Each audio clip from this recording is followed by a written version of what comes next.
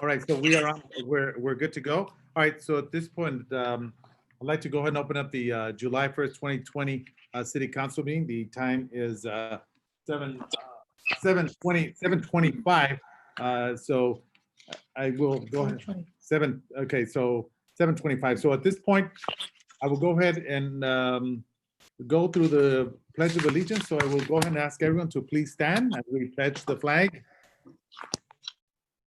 Ready, begin. I pledge allegiance to the flag of the United States of America, and to the republic that stands one nation under God, indivisible, with liberty and justice for all. Righty, thank you very much.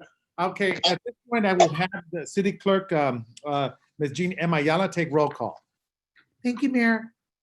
Councilmember Alejandra Avila, Here. Councilmember Monica Garcia, Here. Mayor Pro Tem Paul Hernandez, Here. and Mayor Manuel Lozano. Present. Thank you very much, Madam City Clerk. Appreciate that. All righty. So at this point, she's taking roll call. So public communication, I will ask the City Clerk if there's any letters or call-ins to report out. We have a presentation. Oh, yeah, we before. do have the, actually, let's do that after the, let's go and we'll do the actual presentation after the minutes, excuse me, after the public communication. Council members? So at this point, I'll ask for a motion that we do the public communication first. That is my motion. Is there a second? Second. Second. Any objections? Seeing none, so move. All right. So at this point, Madam City Clerk, Ms. Gina Ayala will read out. Do we know the number of letters that were sent in? There's approximately 25, Mayor. I'm fine. There's approximately 25. All righty. Thank you. Use the clock. Good evening, Mayor and City Council. My name is Danny Damian, and I'm officially submitting my name as a candidate to be considered for an appointment to the vacated seat on the Baldwin Park City Council to serve my community, to collaborate with the current City Council, and to help bridge the gap between the city's residents and its leaders.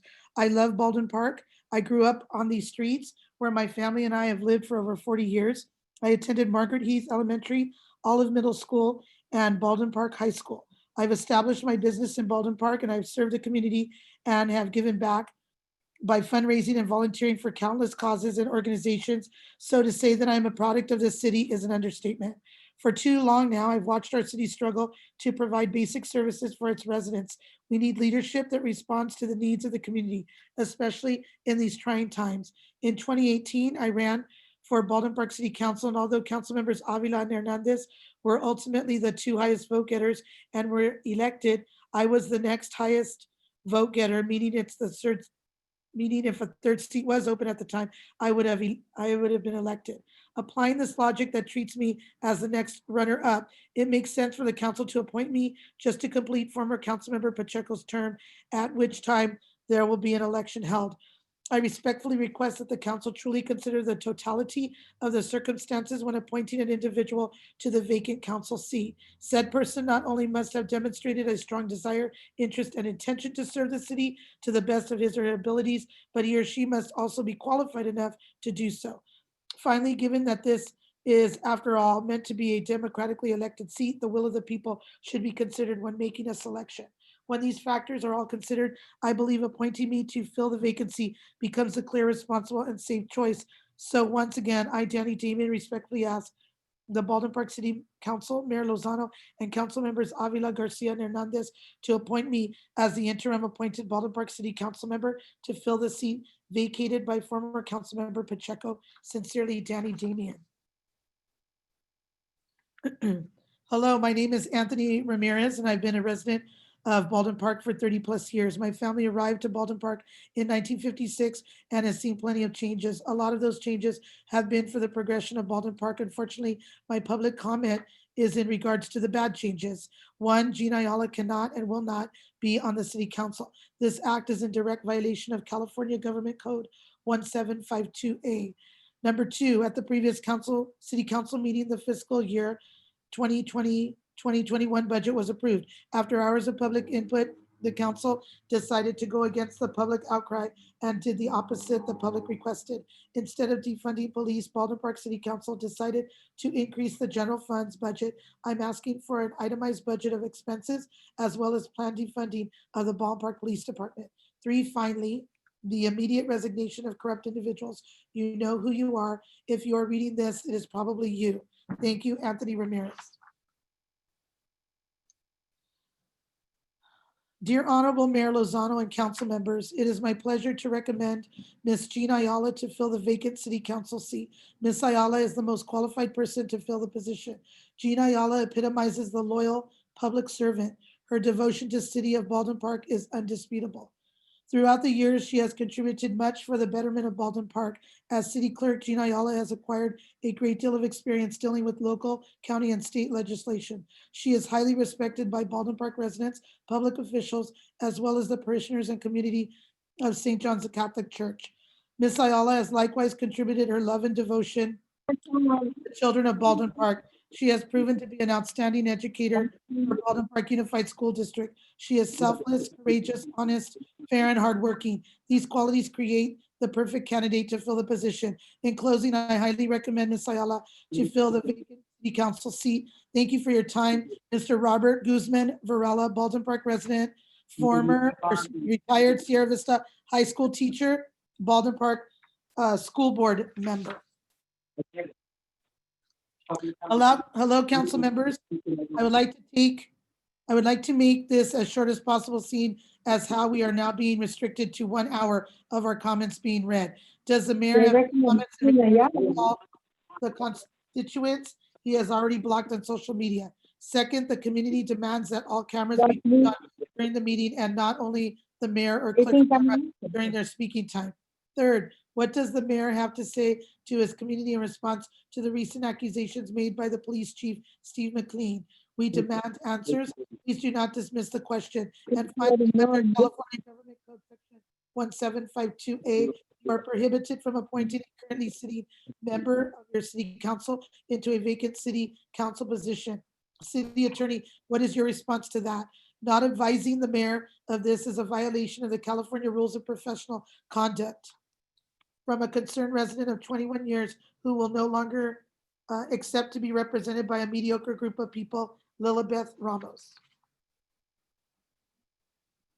Good evening, Mayor Lozano and members of City Council. My name is Santos Hernandez. I've been a resident of Baldwin Park for 40 years. I believe that Danny Damian should be appointed to the City Council for the retiring seat of Pacheco, since Danny Damian was the runner-up in our past election. Mr. Danny Damian is an honest, successful businessman in Baldwin Park. With full respect, Santos Hernandez. To City Council members, I want to start off by saying y'all better not appoint Jean Ayala to the empty City Council seat, as that would be a violation of State Law 1752 stating B, no person elected or appointed to the governing body of any city, county, or district having an elected governing body shall be appointed to fill any vacancy on that governing body during the term for which he or she was elected or appointed. However, I understand this body does not care about state regulations and city law. I have no doubt you will do whatever you want with that empty seat simply because you are a rogue body of criminals who steal from your own people and give it to each other. If that is not shame enough, the name of this great city was tainted even further on Fox News last night at 10 p.m. when you allowed that conservative propaganda network to paint Latinx people as incomplete and incapable of leading themselves. Honestly, I no problem only promoting Latinx, but promoting them within the police state is simply further ingraining our people into the colonial power that seeks to erase us completely. Local brown cops is not the answer. Strong communities where there is no need for any cops is. So I demand you all release an itemized budget of the share of the city general fund budget that goes to the police, either voluntarily or through the California Public Records Act. We will find out where the money is going, and I'm almost positive most of it goes to bloated overtime payouts and executive salary increases. Lastly, you still are city council members, so I propose you actually do something for your constituents by extending the freeze on evictions and rent until September 30. I would also recommend that you begin to allocate money from the police and create a rent bailout fund as was done in Houston, for people who have been laid off because of COVID-19 and will still be unable to pay after the freeze is over. That is the least you could do. The residents of Baldwin Park are watching, and that's from Mario Rodriguez. Dear Mayor and City Council, as a resident of Baldwin Park, I urge you to revisit the fiscal year 2020-2021 general funds budget and provide the community with transparency by providing us with, at the very least, an itemized budget of the police department expenditures or divest money from the police department. I also urge you to make the morally correct decision when appointing an applicant for the vacant city council seat. There are so many qualified people that have applied, and I hope that your decision reflects one that is based on merit, qualifications, and love for the city and its people, not based on personal connections or those that have established positions in City Hall. I would like to remind you that based on California Government Code Section 1752A, it would be a violation of California legislation to appoint City Clerk Gina Ayala in the vacant city council seat. Said California Government Code states that, quote, no person elected or appointed to the governing body of any city, county, or district having an elected governing body shall be appointed to fill any vacancy on that governing body during the term for which he or she was elected or appointed. Again, I urge you to do what is morally correct in both situations. Thank you, Fernanda Sandoval.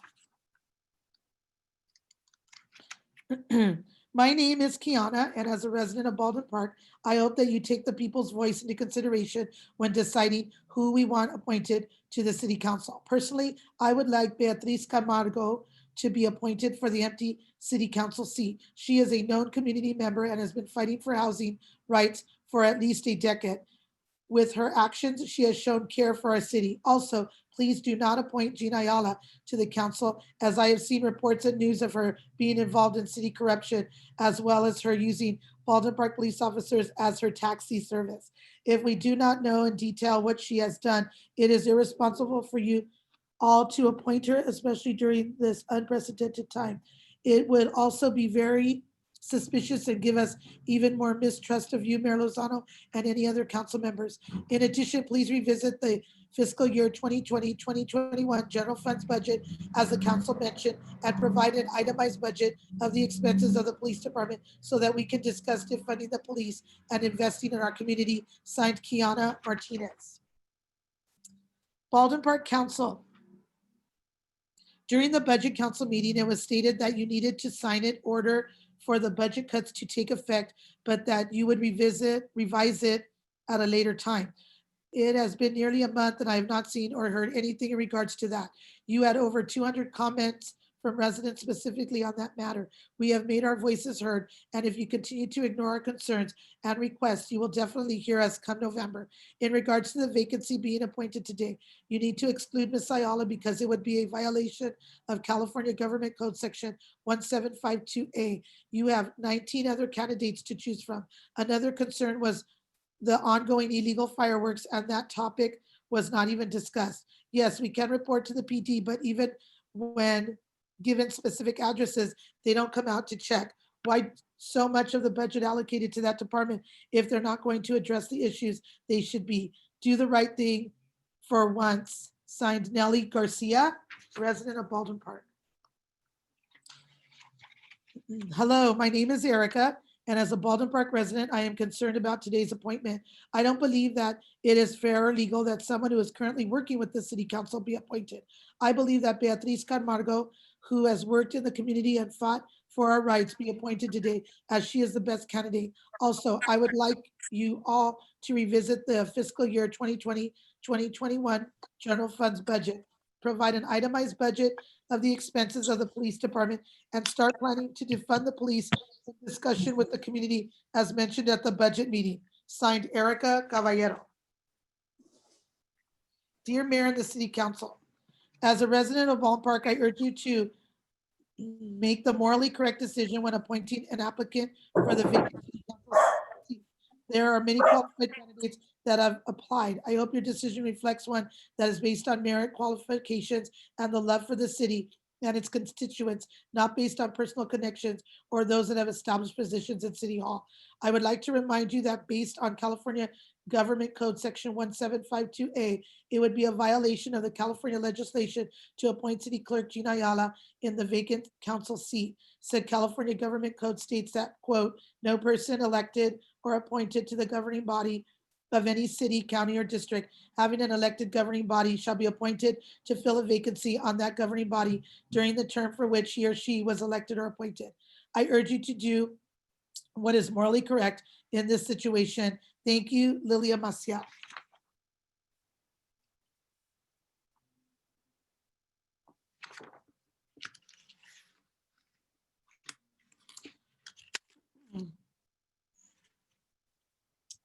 Dear City Clerk Ayala, please read this public comment at your scheduled City Council meeting.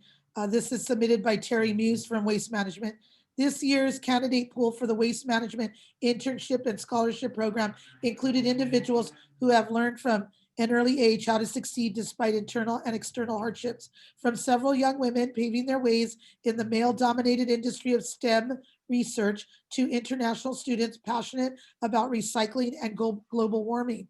All of the applicants demonstrated resilience, determination, and a commitment to bettering themselves and their community. This year, we are proud to award from Baldwin Park High School, Zaya Rodriguez, Kendra Nguyen, Herman Cortez, from Sierra Vista High School, Ashanti Gomez, Fernando Castillo, Baldwin Ma, Varuni Vitaya Vonvavich, Jadriel Dilem, Alina Mercado, and Adriana Roscala.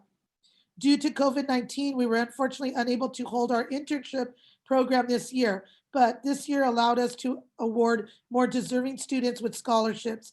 After reviewing each application, it was clear that all 10 of these students are destined for greatness. Waste Management is happy to support them in their pursuit of their life goals and their dreams. And that's submitted by Terry Muse from Waste Management. To the Baldwin Park City Council, I am a local resident within the San Gabriel Valley and want to comment to defund the police in Baldwin Park. Proposed expenditures for Baldwin Park's police are far too high and should be reinvested for community development, parks and recreation, or even public works to better local infrastructure. Thank you, Ava Chang. Dear City Council, I am very interested in knowing what will it take for you to listen to your residents and consider defunding the police department and reinvesting funds into the community. It's very frustrating when the residents of Baldwin Park come together to tell you very clearly what we want, with our comments being read for hours and hours, all telling you the same thing, and you blatantly ignored them and make decisions based on your own personal feelings.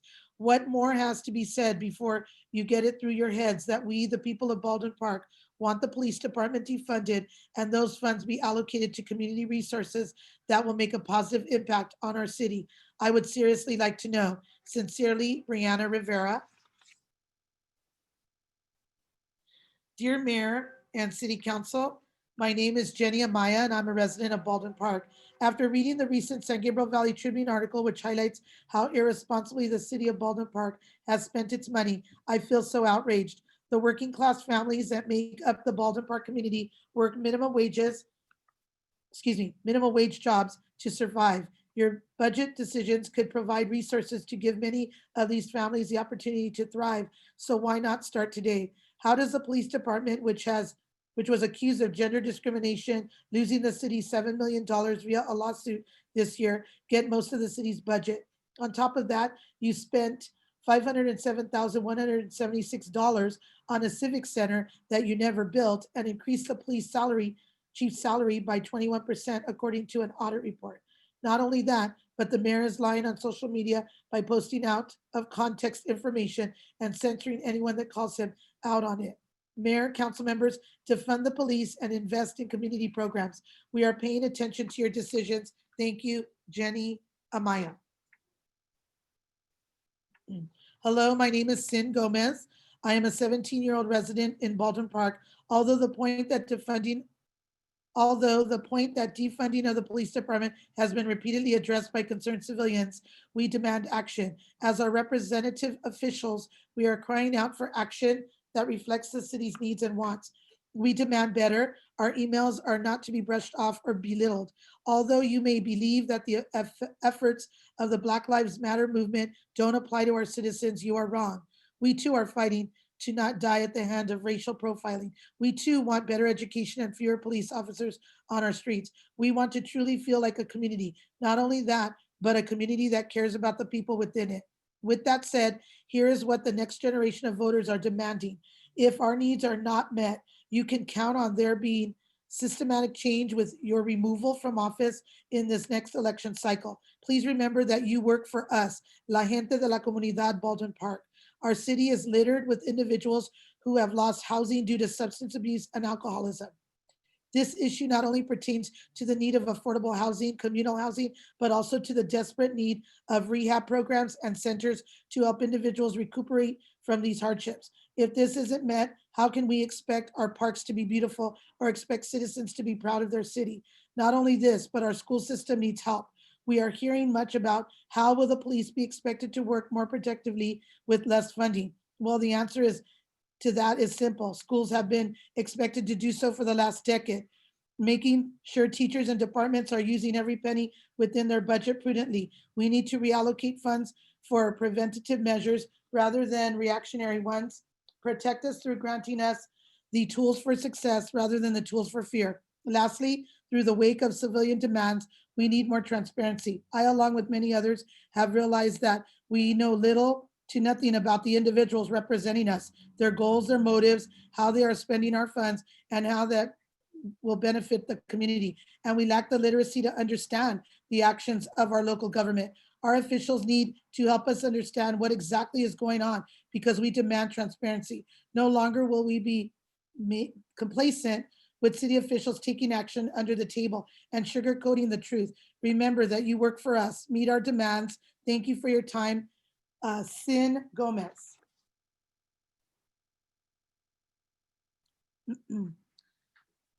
I just wanted to let the people know that Mayor Lozano was featured on Fox 11 News last night because his constituents are happy with his work and accomplishments.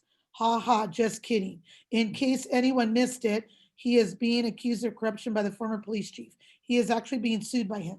Mayor Lozano, you are an actual literally walking, talking garbage can with a capital G, sir. You are corrupt. We will not go away. I suggest you resign before you get humiliated by your constituents for not allowing our voices to be heard. I suggest the other human garbage can, Monica Garcia, do the same. You people are a disgrace to democracy. You will continue to hear from us. And that is sent from Cynthia Lopez. Good afternoon, City Council. I hope that you are all having a great week. I just want to apologize for the clerk having to read so many comments without breaks. I understand that these past few weeks, it's probably the most work Gina Ayala has had to do since you first got the job. However, I'm not commenting to talk about how you say next every 3 minutes in a sheep-like manner, but to express my concern for the horrible mayor and police department. Manuel Lozano spends his time and my family's money at Via Mart posting on Instagram instead of addressing the city's problems. The city council has taken advantage of the coronavirus pandemic in order to hide behind screens and ignore our comments that speak negatively about them. Music makes me lose control. Now I recently witnessed a car accident and was surprised at how quickly the police responded. About 3 cars arrived extremely quickly. I was just as quickly disappointed when instead of helping the family affected, Sergeant Gamboa and Officer Herrera were absolutely losing patience at the fact that they would have to be at the scene of the incident for over an hour. Instead of helping the family, they argued with them and took advantage of a neighbor of the said family. They pulled him away and started convincing him to let them tow the car. But of course, we all know Royal Roaches in the official police is the official police tow in Baldwin Park, and they are both extremely corrupt. When my family intervened to educate the helpless man, Officer Herrera and Dum Dum Gamboa were furious with them. I am Jorge Mudo, a 15-year-old kid who was afraid of the police because of this incident. I was scared for my sisters and brother-in-law who were getting yelled at by Officer Herrera because they knew his true intentions. The officer Herrera had clearly not had enough experience as a cop because When he saw people fighting back, he panicked. He threatened to arrest us as well as search us. He only made these threats after we stood up to him. From the start, he was annoyed and angry. I even heard that he used to work at Smart and Final. I mean, does the police department hire just anyone? Thank you as clerk. Take a minute to breathe every once in a while. I sound like somebody's sucking the life out of you and like you're just blowing a bunch of balloons. Dear City Clerk, I'm Connor Khan, a longtime resident of Baldwin Park. I'm disgusted by the mayor and the city council and the city clerk. I know that the mayor is a flagrant homosexual gay deviant who had sexual partners like Sergio Corona, and Gina is a lesbian and the whore of Babylon. Paul Hernandez is known to have sex with Monica Garcia right before council members and is rumored to also fornicate with the mayor. And all of this immortality is destroying our city, and these elected officials are not family people. This is what the Bible says about all your pervertiveness. The wrath of God is being revealed from heaven against all the godliness and wickedness of people who suppress the truth by their wickedness, since what may be known about God is plain to them, because God has made it plain to them. For since the creation of the world, God's invisible qualities, his eternal power and divine nature have been clearly seen, being understood from what has been made, so that people are without excuse. For although they knew God, they neither glorified him as God nor gave thanks to him, but their thinking became futile and their foolish hearts were darkened. Although they claimed to be wise, they became fools and exchanged the glory of the immortal God for images made to him like the mortal human being and birds and animals and reptiles. Therefore, God gave them over in the sinful desires of their hearts to sexual impurity for the degrading of their bodies with one another. They exchanged the truth about God for a lie and worshiped and served creative things rather than the Creator, who is forever praised. Amen. Because of this, God gave them over to shameful lusts. Even their women exchanged natural sex relations for unnatural ones. In the same way, the men also abandoned natural relations with women and were inflamed with lust for one another. Men committed shameful acts with other men and received in themselves the due penalty for their error. Furthermore, just as they did not think it worthwhile to retain the knowledge of God, so God gave them over to a depraved mind so that they do not do what ought not to be done. They have become filled with every kind of wickedness, evil, greed, and depravity. They are full of envy, murder, strifes, deceit, and malice. They are gossips, slanders, God haters, insolent, arrogant, and boastful. They invent ways to doing evil. They disobey their parents. They have no understanding, no fidelity, no love, no mercy. Although they know God's righteous decree that those who do such things deserve death, they not only continue to do these very things, but also approve of those who practice them. All you wicked and evil people are being judged by God's wrath from heaven above. And that is from Connor Khan. I'd like to bring up domestic violence issue, special meeting, sent by Carmen Carrillo. Good evening.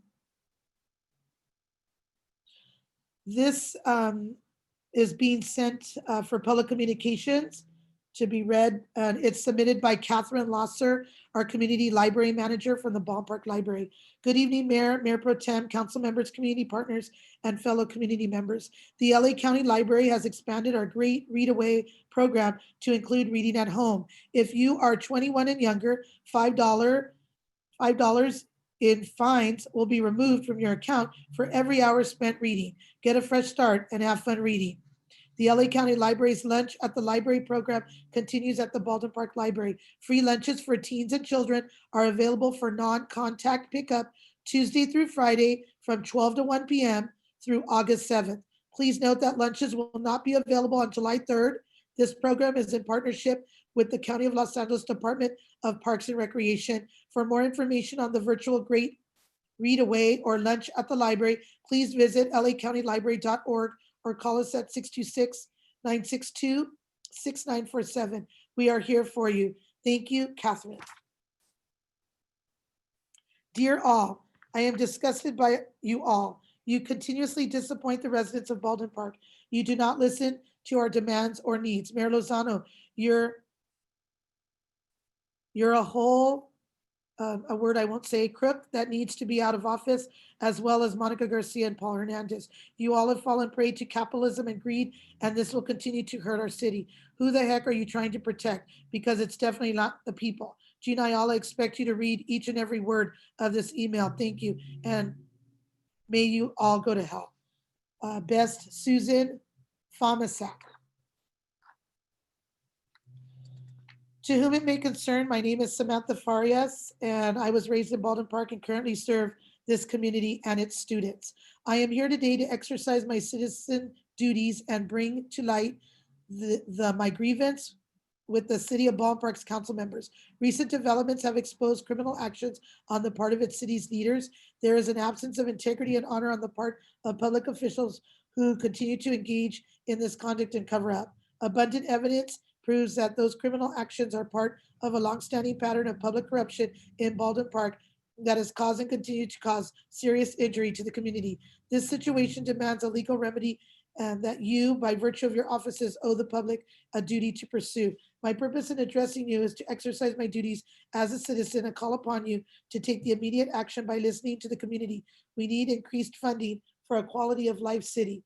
I genuinely question the city's council members' capacity to serve this board.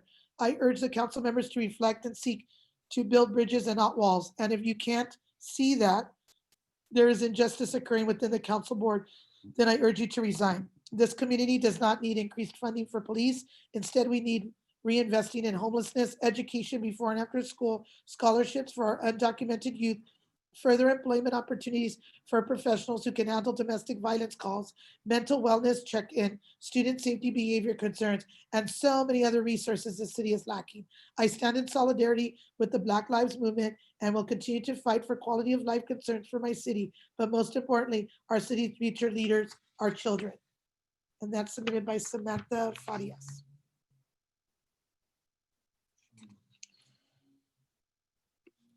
Hello, my name is Letty and I'm a Baldwin Park resident. I'm concerned about appointing someone to the city council today without community input. So I hope that you all will represent us through these comments. With that, I think it's unfair to appoint someone to the council that works with the city council already. That is highly suspicious considering the corruption that has been in multiple reports recently. Therefore, I hope that you will appoint Beatriz Camargo or another upstanding community member that has a history of fighting for our community, as Beatriz has done. In addition, please revisit the fiscal year 2020-2021 general funds budget, as the council mentioned, and provide an itemized budget of the expenses of the police department so that we can discuss defunding the police and investing in our community. Signed, Leticia. First of all, I would like to say thank you for taking time to read my email. My name is Maria Muro, and I have been a resident of Baldwin Park for all 20 years of my life.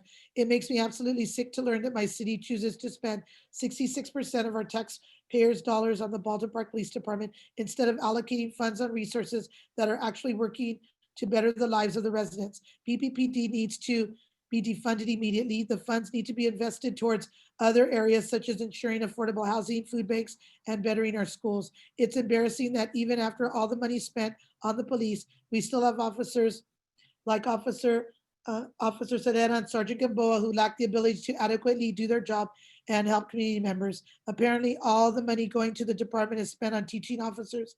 Namely, Herrera had to point flashlights at 20-year-old girls who pose no threat whatsoever. How am I supposed to feel safe in a city where officers are scared or harmless young girls? How am I supposed to trust that these officers will do their jobs correctly? I demand the police department be defunded. I do not feel safe living in a city where an officer under direct supervision of a sergeant is allowed to threaten to arrest my brother-in-law without probable cause. I do not feel safe living in this city where my 15-year-old brother is scared of the police because officers abuse their power whenever they feel like it.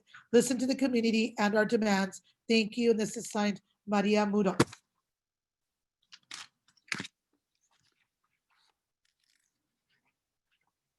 And those are all the public comments that were received before the deadline. Thank you, Mayor. Thank you. Thank you very much, Madam City Clerk, Ms. Jean Ayala. All right, so at this point, let me get my agenda. One moment, please. All right. Mayor, Yes, go ahead. I just want to tell you that I am here. My name is Marie Contreras, and I've been unmuted in the last meeting and this meeting, so I don't get to be heard and say I am here listening. Yes, we know you're here. Welcome, welcome, Marie, as always. Thanks. All righty, thank you very much. All right, so at this point, I guess, want to go to the calendar, or do we want? Mayor, I do want to say some words. Can you hear me okay? Absolutely, yes, ma'am. Okay, great. Well, first of all, I do want to ask Shannon, our CEO, Shannon Yahtzee, what is the process, Shannon, when there is a complaint against any of our police officers? Can you share with anyone who is listening, any of the public that submitted comments, can you tell us about what that process looks like and how, you know, we take these complaints serious, and what is the follow through on that, just for their information? I think Hoffer is here, Captain Hoffer, isn't he here? Yes, thank you. And Acting Captain Hoffer can elaborate on this, but we do take all complaints seriously. We would encourage anybody who feels something inappropriate or illegal has been done by a police officer to report that. And they can report to a supervisor at the police department, and we would like to see a written report, and all of those are taken serious and followed up on. Is there a specific complaint form, or what is the process? So that, you know, I think I heard some concerns, and I want to make sure Ms. Muto and others know what the process is for submitting any complaints. Yeah, if I could ask Acting Captain Hofford, he could expand on that a little bit. Okay. Sure, thank you, Shannon. Yes, we encourage anybody who has a complaint to come in and file it with us. They can do so in person at the police station. They can do so over the phone, or if they'd like, we can mail a complaint packet out to them. There is a formal complaint form that we ask them to fill out. It's not required, but it does help a citizen to provide all the pertinent facts that they might not think of on their own. So again, they can do that in person at the police station. We can mail it to them, or they can do it over the phone. And what is usually the process for investigating any of those complaints? When a complaint comes in, it's forwarded up the chain of command to the chief of police, and the chief of police is the sole person with the authority to order an internal affairs investigation on the matter. Okay. All right. Well, good. I just wanted to share that information so that if the public does have concerns, you know, they know that there is a process for that. So thank you for chiming in. I also just quickly, for those who weren't at the last council meeting, I think it's important to share that we have a total city budget of about 78 million, if I recall, and about 25% of that goes towards police services. So we do have a good amount of funds going towards infrastructure, our recreation and community services, you know, and other services that we offer in the city. We do have a general fund, and that's 25 million approximately, and that's the amount that is being cited. And so yes, we are at about 66% for the coming fiscal year. That fluctuates based on what revenues we bring in, you know, what are the expenses, and so on and so forth. But for the coming fiscal year, I just want to share that about 66, a little bit less than 66% of our general fund is going towards the police department, our police services. And, you know, it is important. At the last council meeting, I did ask our CEO, Shannon, to share what, if we were to reduce our police funding to 6%, what would that translate to as far as actual police, you know, policing in our community? We are a community of about 75,000 residents, maybe probably a little bit more. We're going to see what the census has to say. And we're about 7 square miles. So we're a pretty densely populated city. And if we were to reduce our funding to 6%, that would result in about 6 police officers total. So that means that some police officers may not even be on duty, like on a, you know, on one of those days. So while we hear you and we do want to be receptive to what some of the to the dialogue, the conversation that's happening right now around the police, and I'm certainly going to be keeping an eye out on what other cities are doing. What is the state proposing? What are we hearing from the public? And I just don't want you to feel like we've ignored you. It's just we have to also look at what are our obligations here in the city. When I was elected in 2007, the funding towards police was already in place. And in fact, at that point, I was expressing concerns that it was even higher than what it is today. It was about 71%. We brought it down, and we are trying to also increase our revenues. If you look at our city, 25 million for a general fund is not a lot of money. So while I want everybody to kind of take that into consideration. And while we take into consideration your input on this subject, and I want you to know, just because we haven't scaled it back doesn't mean we're not listening. We are listening. We want to participate in the dialogue. We just have to be practical about how we police. Also, what are the existing obligations? Now, for the coming fiscal year, our police department took a $3 million cut. And so that took effect when we adopted the budget, and it could only take effect if we adopted the budget. So I just want to share all that information for those who may not have heard that at the last council meeting. I don't want to, repeat, but it is worth mentioning. And so that's all I wanted to say, Mayor. No, thank you very much. And I will also be sharing at the end as well. I mean, we talked about reform. We obviously know that is happening throughout the country. And I know that we've also following along with making certain that we're not using the chokehold as well. So we'll talk more about it at the end of the meeting. So at this point, we'll get back to the agenda. Thank you very much, Councilman Monica Garcia. At this point, we're going to go on to the domestic violence presentation presented by Bond Park Police Department, Cynthia Espinosa. I've requested this several weeks back, and of course, because of time constraints and so on, we push it back. This is a very important subject, and I think there's been an impact, not only Bond Park, but throughout the region, for that matter, throughout the United States. We're being housed in, we're dealing with COVID-19, we're dealing with partial employment and unemployment, Black Lives Lives, and a multitude of different things that have affected us all. So that's one of the reasons I've asked Cynthia to give us a little summary as to what is transpiring, the amount of calls you're getting, the responses, and what follow-ups we have. So Cynthia, do you want to go ahead and go into it, please? Of course. Good evening. How are you, Mayor and City Council? Can you hear me? Yes, we can. Okay, so the calls, to be honest with you, and the reports that we're getting are pretty much the same. As much as we think that we're getting a lot more because of what's going on, we are not. I mean, we get calls as it is already, so it's not going increasingly here in Baldwin Park, and which is a good thing. That's really, really good. But I do have the presentation that I wanted to, as we go, you can ask me the questions. I wanted everybody to know kind of what we're doing and how we're getting a lot calls, and maybe not actual reports, but just information on how they could actually help themselves. Is that okay? Okay. So I know that we had started this presentation last time and they were kind of going through it, but I do want to kind of emphasize a little bit more on it, so there's an understanding of exactly what is it that we do within the police department. So this is a little brief of it, and then as we're going through the slides, I'll go ahead and explain a little bit more. So we do contact the victims, okay? And when we do contact the victims, we go and we explore two safety options, which I'm going to go into that as well. We talk about certain counselings and personal support that we could do within here with myself, or where can we send them out. We talk about restraining orders if they're needed.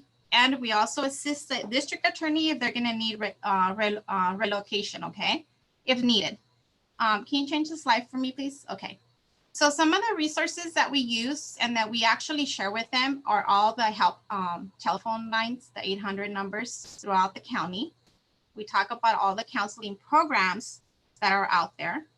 And I talk about the shelters, the actual, the intake of the shelter, all the restrictions. I have to explain to them that because it's really important that when they go into a shelter, they're aware of the 72-hour that they cannot communicate with anyone for the protection of the other victims. We talk about legal help, and I'll go ahead into the other slide. There's going to be more information for you guys. We talk about the police response. How did our police officer do? How can I help with that if there was something that I didn't like, or if the officer wasn't very helpful or whatever? And I'll go ahead and talk about that on another slide as well. Restraining orders, and then how can they monitor the visitations when the kids go with their parent or with the other parent or out of the city or wherever they have to go. We talk about something that's really important. It's the personal safety planning.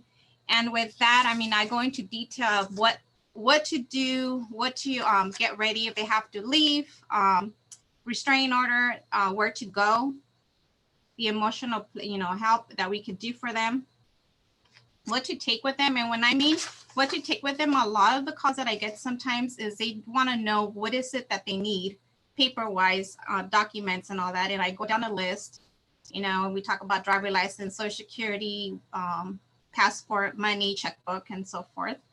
Can you change the next slide, please? And this is the other stuff. We actually, if they need to, I go with them to court. Sometimes they need that support.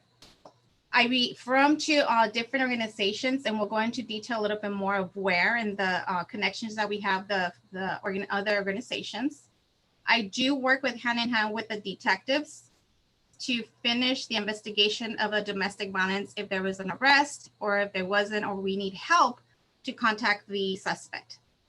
We also talk about U visa paperwork, and we actually get a lot of that. And that's something more, if you guys need more detail in that, I could explain a little bit more about that. We do get those constantly, and there's a process for that. And we have, from the time that I receive the paperwork and application, I have 60 days to fill out and sign, or if we're going to deny, we let them know. And then they have 60 months to actually take to or to send to Homeland Security after the certified date that we actually signed the application. Next page, please. Okay.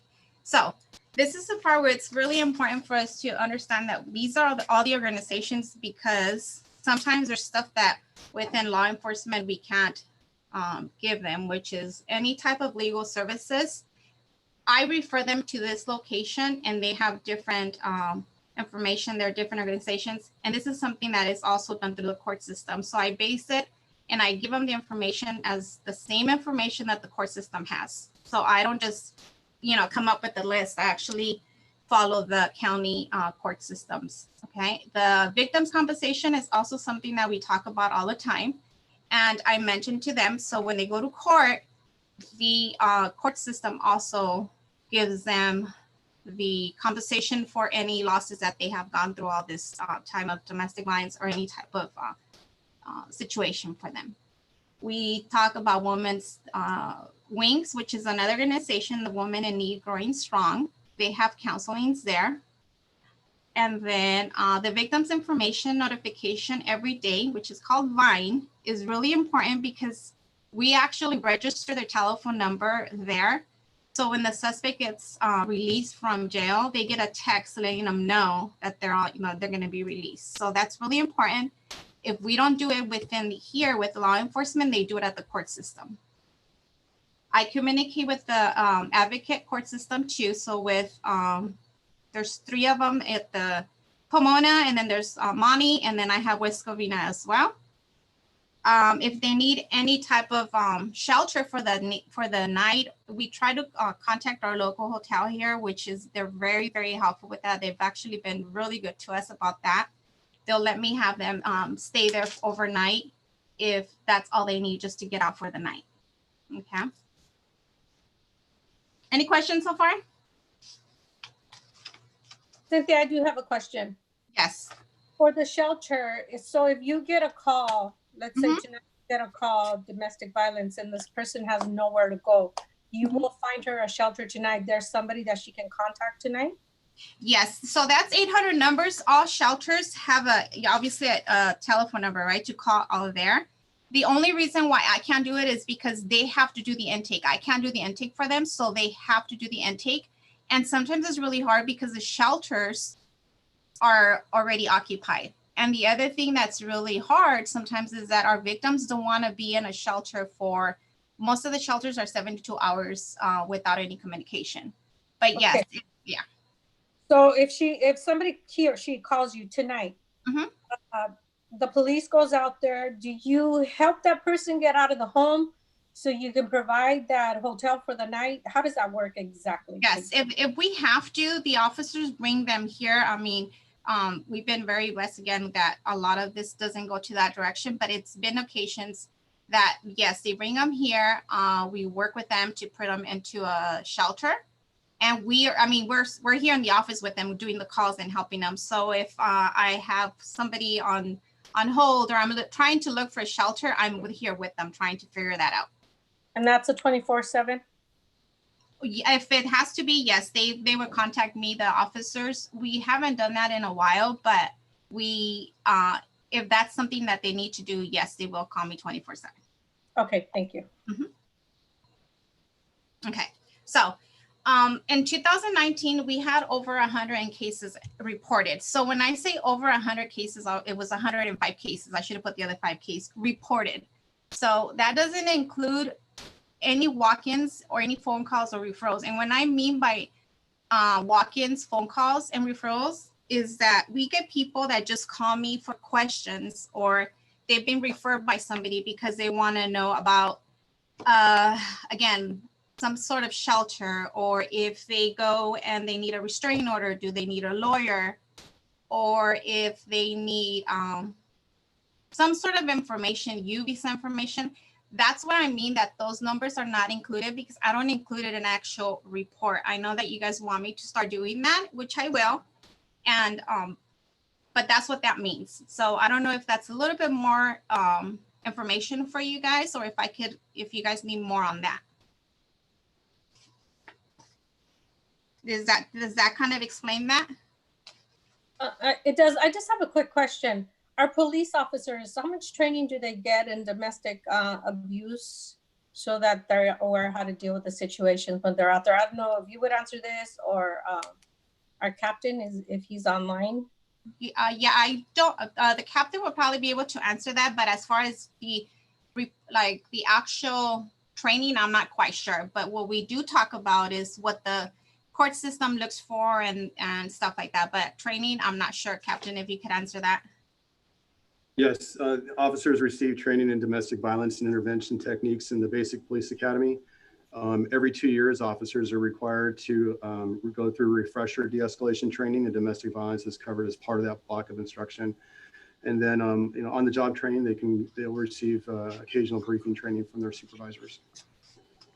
So it's every 2 years. Is that because of the funding that we can only train them every 2 years, or why isn't it at least once a year? That's what the mandate is from the state, from our licensing board, California Post. That's their recommendation, and that's what we follow. Okay, so you follow the mandated state 2 years. Yes, ma'am. Okay, thank you. Cynthia, can you, thank you very much for your presentation. Can you share with us, of the number of the 105 cases that were reported last year, do you track their immigration status? Yes, only if they request some sort of U visa. I don't track any of that because that's actually not something that I could do, because I'm just a domestic violence advocate. But when we do the report, we don't ask that. The only time that I know of that is when they actually come back to me because they need a U visa certification. Does that make sense? Yes, perfect. And then the other thing is, do you also work with young adults, individuals under the age of 18, and do you track that information? Yeah, actually, when we first started this whole program of domestic violence, I was actually going out to the high schools to do presentations on teen dating. It was something that, that they were calling me for to do. There was a couple of times when I had a few reported cases, but I do. I mean, if they call me, the schools call me, and the teen center calls me, or the park calls me, and it's for teens, I'm definitely there. and we do a presentation, and I talk to them. And I don't know if you guys know, but I was a victim myself. So this is something I take very, very, it's a passion of mine to be able to help. So I understand what they're looking for. I understand how important it is to them. I also understand the what they need. And sometimes it's just a little bit of guidance. So that's what I do when I get that phone call or that referral or the walk-ins, as you know, as much as I can with what I could do and help them out. Great. And the other one is in regards to grant funds. Can you share with us any type of grant funding that you've received to expand your efforts or include additional services for our community? I'm not quite sure. The only grant that I know that we received for the actual domestic violence program is the CBGB, and that's the only one that I'm aware of. Do you, or is there other folks in the staff that are looking for grants to help expand your efforts? I'm not sure. I personally, when we were doing this, I know that I had reached out to Kaiser, and there's a process and all that too. But as far as right now, I'm not quite sure, to be honest with you on that. Okay. You know, I'll ask if you and, are in our executive team, and of course with Captain, you know, if you could just be mindful of federal, state and nonprofit grants or philanthropic funding that could help expand, some of the great work that you're doing, because there is money available out there. Okay. But if we don't actually apply, we're not going to be receiving, as you mentioned, with the Kaiser funds. Thank you. Okay, definitely. And then Mark, can you do me a favor? I want to share something with them. You want to skip this because I know we kind of talked about the 2019 and 2020 numbers. Is it okay we skip that so you guys could get, so I could get to the other? Is that okay? Yeah, that's fine. I'm sorry, Mr. Merrick. Do you mind just going back and showing what the numbers that we have for 2020 right now? Ahead. Thank you. Okay, so this one here is 50 cases reported as of June 15. Well, obviously in July already, I haven't updated that. And out of those 50 cases, I know that I had sent something to Mayor just to kind of give him an idea of some of the status. I think 3 or 4 were actually filed. So with all these, I pretty much call them, give them the information. I give them the resources. I let them know that we're here. How can we help?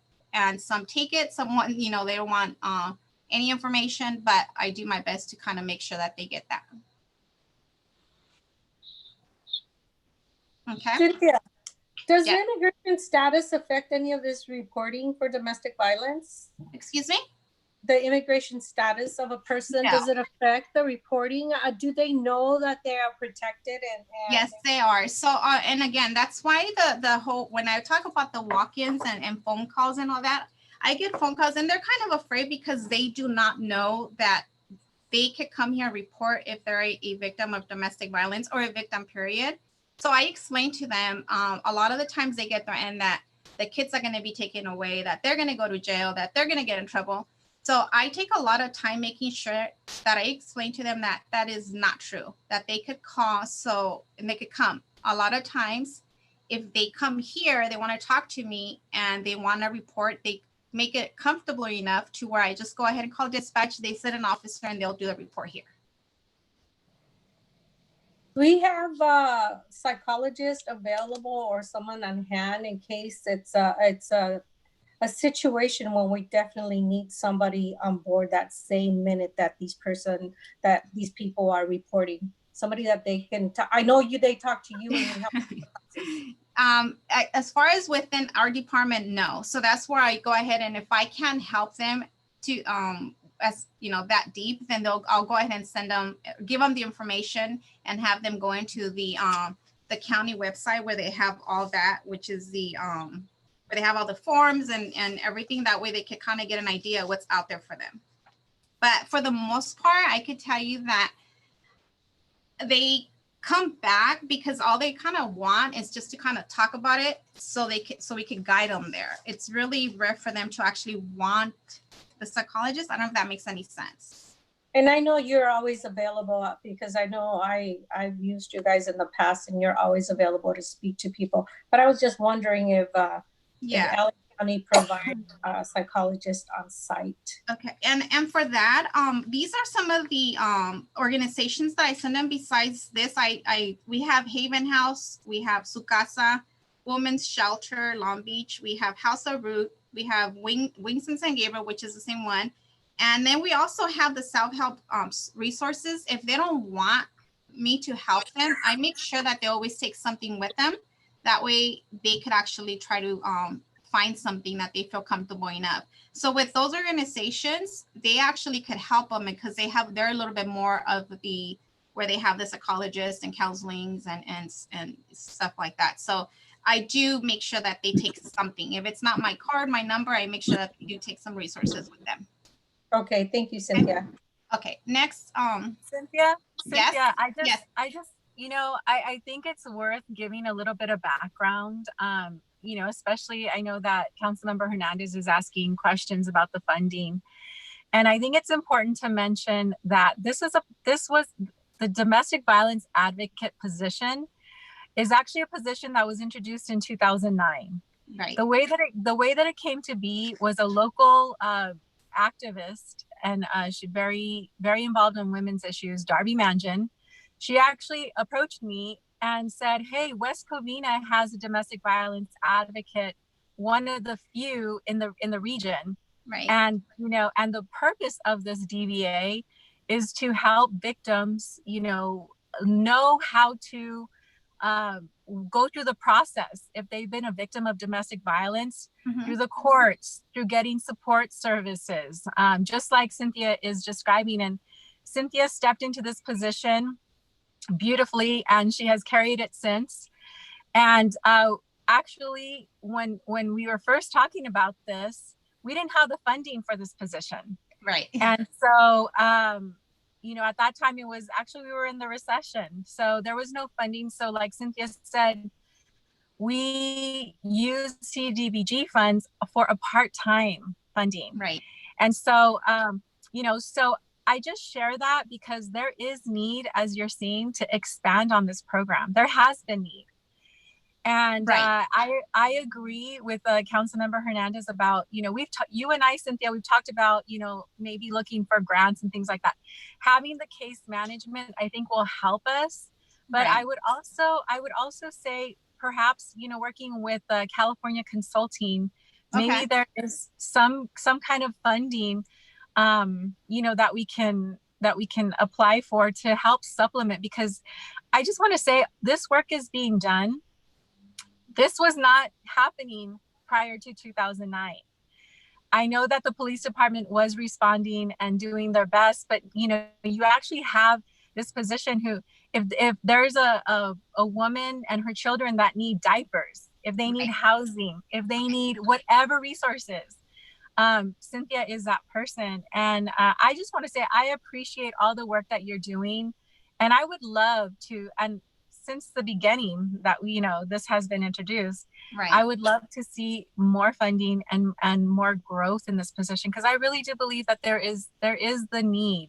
Right. And I do remember that not only domestic violence was an issue that you were addressing, but also victims of incest and things like that, right? So sexual abuse. And so the more that I agree, the more that we can document and demonstrate the numbers and the success, I think that will allow us to secure additional funding, because it's necessary. It's right.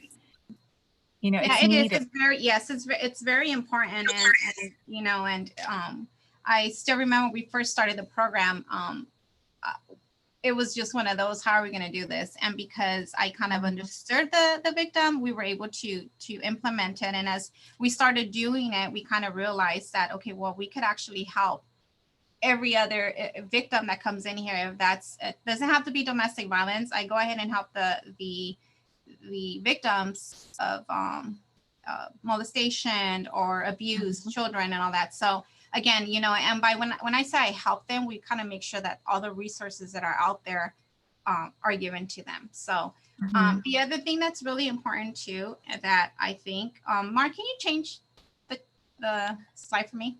Okay, so these are the cases. One more, please. Okay, so here we go.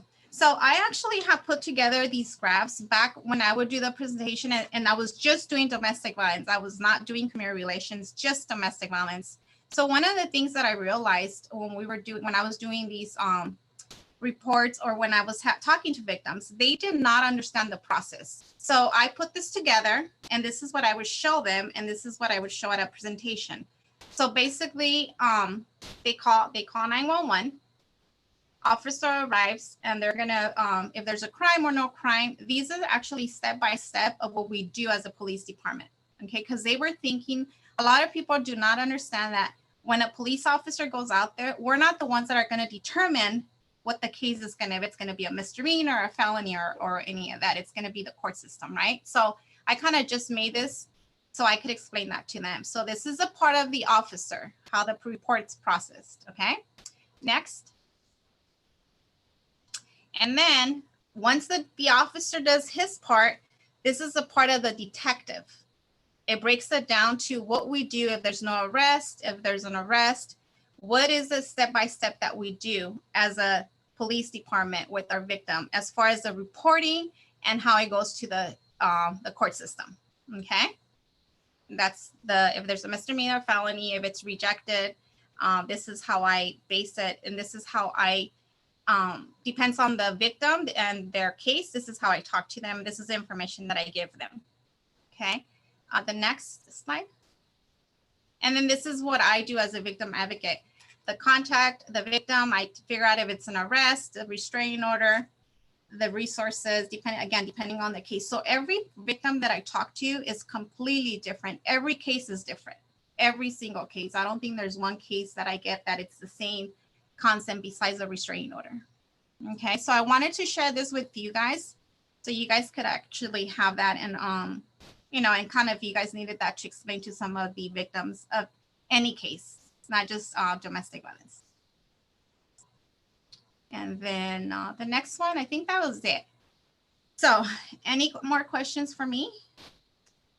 Yes, the last 3 slides that you showed us, is that information available, on the police department's website?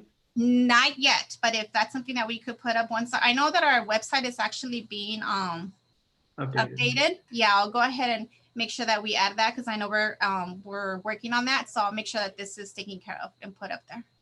Yeah, that'd be great. It's good information for, yes, general public. Thank you. Yeah, and this, like I said, this is something that I put together way back just because I needed to make sure that the victim that I was talking to kind of understood the concept. And even at the presentations that I was doing at the schools, this is the slides that I was doing. All righty. Well, first of all, Cynthia, I want to thank you very much. I'm sorry that it kept moving them over. It's okay. I originally requested, and this is very important, more so now in these tough times. Right. So what I want to make sure that we do, Cynthia, we could place it on the now, on the actual newsletter, city newsletter, just to remind our residents what's available. I mean, Okay. Since I mentioned COVID-19, and all the various issues that we're addressing, this is probably one of the priority ones. Concerning that, families are home, and there are issues that do occur, and so I want to make sure that we get the word out to our residents. So we could place that in the now newsletter. And I want to thank you very much for your presentation. This is very important, and thank you. And if you guys have any questions in regards to the program, if there comes up, you guys know I'm here. All righty. Thank you very much. Cynthia, Yes. Cynthia, really quick. I have the public asking what kind of training or credentials you had to do to be an advocate for this. What do I have? Yes, they're asking. Okay, so as far as credentials, I more of a life experience for me, and then my background is actually on business management and HR. So I have a bachelor's degree in business and HR. So, but most of it is just all life experience, yes, and that's why I think I understand it, and I could kind of relate to them because I was a victim for many years. And I understand. And like I said, I've seen you in action. I've seen your work, and you really know how to gain the people's trust. And I think that's very important when you're dealing with people with domestic violence. I know a lot of times the credentials don't meet with what we're really passionate about. Right. I also work with a lot of families in the school district, and I'm not a counselor. However, life experiences do help a lot. And if you have all the correct information, it does help provide it to our community. But I do appreciate all the work you've done, because I have personally seen you do the work and talk to the people, and I know your heart is completely in it, and you do anything to help the community members that are reaching out to you. But I needed to ask that because the residents did want Yes, to. definitely. It's more life experience for me. Thank you, Cynthia. Thank you. Have a good evening. Cynthia, Yes. before you leave, if I recall, and correct me if I'm wrong, but you were working with the police department already at the time that this position was created. And so you just stepped into this position with ease. You were already with the police department, already working with that department. And I think it was community relations. It was actually, I was doing the court officer back when I moved from court officer to the domestic violence. Yes. Okay. So then there you go. That's why I think it was a very smooth transition. But thank you. Thank you for all your work. Really appreciate you. We should look for funds, Cynthia, so you can continue your training since you're so passionate about this. Okay. Definitely believe that more training wouldn't hurt anybody. And Definitely. the passion, it'll even be better. So let's get to getting funding for you. Yeah, I'll go ahead and start reaching out to the advocate at West Covina, Diane, and then to Maria Foster and some others over at the counties, and see how they could help me and other people that I know from the coalition. Okay, thank you, Cynthia. Thank you. All right. Thank you, Cynthia, I appreciate that. All righty. Bye. Bye-bye. All righty. Okay, so at this point, excellent presentation by Cynthia Espinosa. All right, so we're going to go into the consent calendar. So we have items 1 through 4. Council members wishing to pull any items? Mr. Mayor, I'm sorry, if I may. Yes, sir, absolutely, Ms. Rice, Mayor. Thank you. Did we bypass announcements? Did we you mean the public communication that we're talking about? We did public communication. Councilmember announcements? Yes. Yeah, go ahead. And yes, we did. You're right, but go ahead. Thank you. Captain Harford, do you mind turning on your mic here? Last couple of days, there was some new information in regards to an arrest made in regards to a homicide here in Baldwin Park. And I'd like to see if, Mr. Captain Harford could share with us some of the information in regards to that, because this homicide did occur back in early June. Thank you. Yes, sir. Unfortunately, there was a young man that was shot and killed outside of his home a few weeks back, a 19-year-old Baldwin Park resident. And we sent detectives out to the scene. We called the Sheriff's Homicide Bureau. They always assist us with our homicides. Excuse me. So through some pretty good detective work, we were able to identify who the shooter was in short order. He is a transient from the Lomita area, so it did take some time to find him. The Sheriff's Homicide Bureau worked with their major crimes unit and had some detectives staked out undercover in a park where he's known to frequent, and they were able to take him into custody on the 25th of this month. He's currently in jail on $4.5 million bail, and he'll be arraigned and promoted to Superior Court here shortly. Thank you again, and thank you to your staff for moving forward and assisting in this investigation. I appreciate that. Thank you. All right, thank you. Thank you very much, sir. All right, thank you, Vice Mayor, and thank you, Mr. Humphord, sir. At this point, we'll go over to consent calendar. So we have items 1 through 4. Council members wishing to pull any items?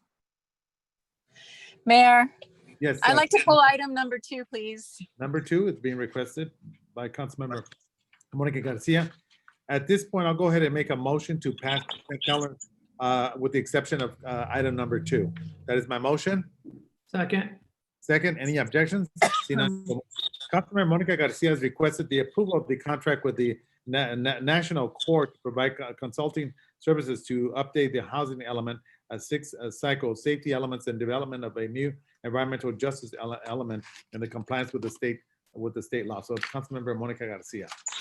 Thank you, Mayor. Try to make this really quick. I did meet with staff, and I did have questions about the recommendation for National Core. I'm sure that they're a great organization, and I understand that they are an organization that has two arms, one that's a development company and one that is a consulting firm.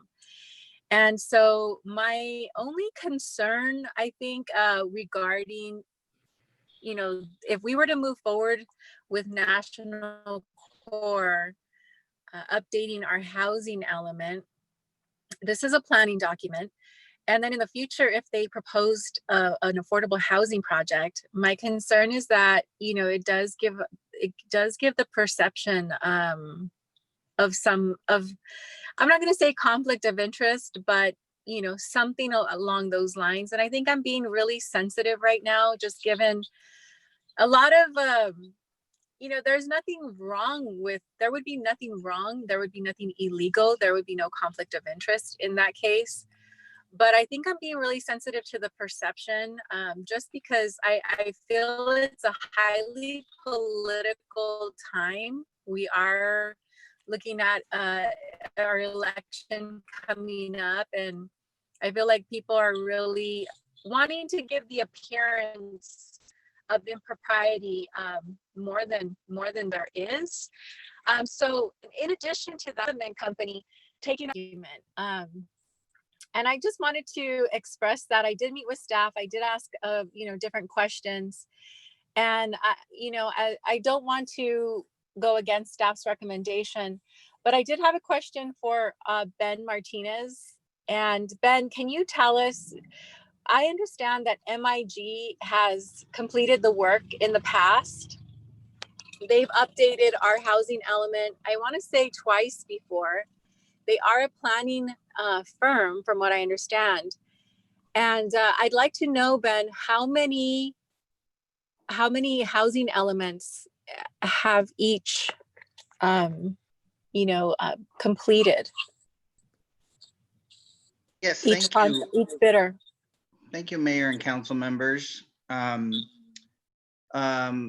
Yes, just as a little bit additional background, MIG, which essentially is the second place firm in this proposal, they did complete our housing element during the last cycle. They are a very experienced firm, and in actuality, both firms, after researching, both firms are actually quite experienced. Core, the recommended firm, has completed 32 housing elements, and MIG has completed 35. Ron Garcia, our city planner, can probably elaborate a little bit more. And we actually have the recommended firm available for questions, but they're both very experienced. Okay, well, that's good to know. That's good to know. I think I do have the concerns about, you know, the development company completing our housing element. Can you speak to that just briefly? Just let, you know, just. Yes. I worked for a development company, and the idea of having a development company work on the city's planning document. Can you just, provide some counter to that? I could comment on that, and perhaps the city attorney might be able to comment further. I would just say, basically, the housing element is a policy document. It's something that's going to be done open to the public, available for everyone to comment on, read, provide input. There's nothing secretive about the housing element document. And once it's produced, at the end of the day, all developers are going to be able to take advantage of it or not take advantage of it. In my history, I don't really look at as a housing element as that type of document. It's more of a general policy document. There's not going to be in my view, any hidden gems in a housing element that, for instance, Core in this example would take advantage of. So that would be my general comment. I did discuss this issue with the legal counsel, our legal counsel, and he determined that there is no legal conflict. So Right. that's kind of where I stand on it, council member. Yeah, and like I said, I don't see any conflict of interest. I think it's just the perception of it.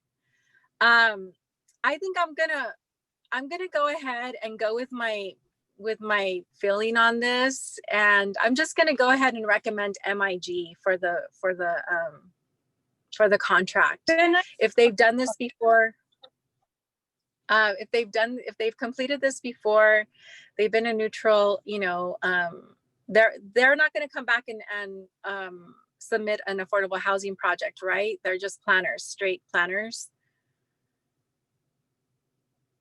Yes, they're just a planning firm.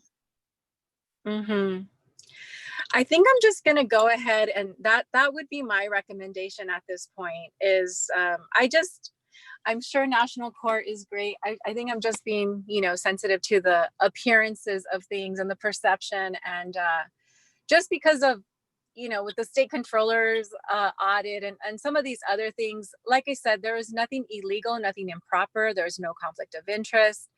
But it's just the perception, and I just don't want to have to be dealing with this in the future.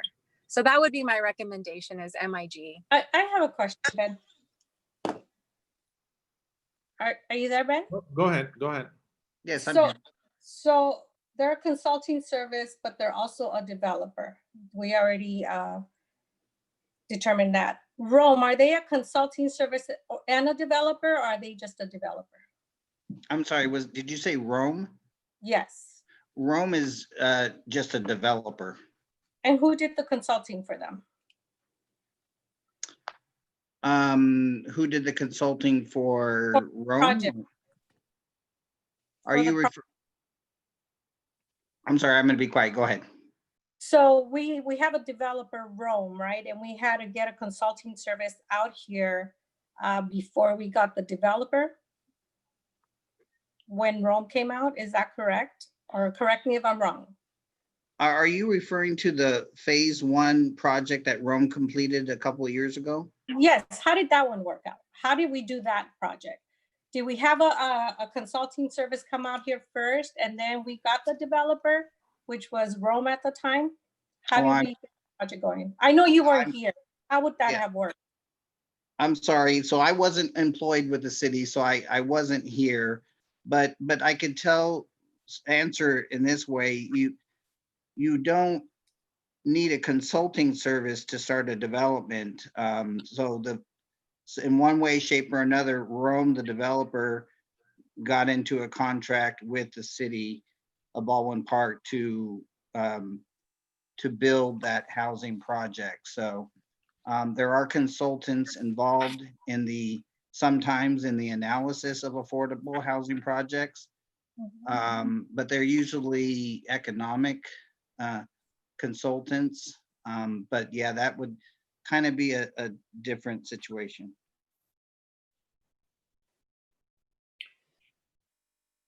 And if we were, let's say, to get Core as a consulting service, we don't necessarily have to get them as a developer, correct? Yeah, that's correct. So that's just simply consulting, and then it would be up to what developer can come in to give us a better deal for that. Well, in general, we speak to developers all the time. I spoke to another development. There's many affordable housing developers.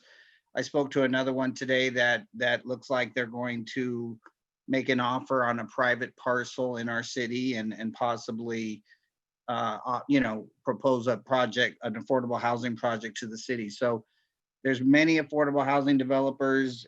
Any of them can sort of come at any time and propose things. So that's just kind of an ongoing live process. And so Core would just be another developer that could do that. They could do that today, tomorrow, during the housing element preparation or afterward. And it's up to us to accept it or not. Okay, Yeah, we would essentially analyze the project in its merits and see if it's something that we can support. And I think the council has given the city manager and I direction to essentially support and build as much affordable housing as we can. But affordable housing projects do require not only a lot of time, but a lot of money. And so we can only do so much, but we're in a mode right now where we're trying to do as much as we can. right, and there's a lot of people involved. There's a lot of pieces to that pie, correct? Yes. Okay, thank you. All righty, thank you very much. So was there a motion, Andrew? Mr. Mayor, if I Yes, may? how about that, Vice Mayor? Go ahead, Mr. I'm Nando. sorry, Councilmember Alejandro? No, go ahead, Vice Mayor. Oh, okay. Thank you. Again, this is not about, any improprieties that CORE has made. The items that Councilmember Garcia has raised, having a consultant who also has a development arm within their umbrella or their family may lead to additional questions and, down the line. One of the things that we are asking for is, the city is essentially going to be asked to develop, close to 2,000 affordable units. Ideally, I would separate and bifurcate the individuals that are working on the development plan and having, an outside, then having another construction development group work on those plans. Like I said, I tend to also lean with Councilmember Garcia on this. Again, not for anything that has been inappropriate at this time, but I'm also looking at the future. 2 years, 3 years over the next 8 years that we have development going to be happening in our city. So what I would like to do, if possible, is once Councilmember Garcia makes her motion, I would, I'll support that. But I think more importantly, I would prefer to have CORE be one of our developers in the future, if the project makes sense for them and for us, because we will have close to 2,000 affordable housing items or housing units that will need to be built here in the city of Baldwin Park based on the state's requirements. And I'd rather have, the separations of power similar to, what the audit has kind of raised, and to make sure that, there are no improprieties, in the future. Mayor? Or just even the appearance. All righty. Okay, Mayor? so, yes, go ahead, Councilmember. If we talk about appearances, I mean, MIG has been used before, and so why not try somebody different? I have no idea who CORE is. I know that they develop and I've seen their developments, but I mean, we should try to go and seek other services. We're not going to know what kind of services they are providing if we don't seek them. So again, MIG has gotten contracts before. To me, that looks like we're preferring a certain company rather than giving others opportunity. Mayor, Councilmember. I mean, I don't know any of these firms, and I just, having worked in the planning and development world and having represented private companies as well as the city, I think I just feel more comfortable recommending a planning company for the housing element, which is a planning document, and just keeping it very simple.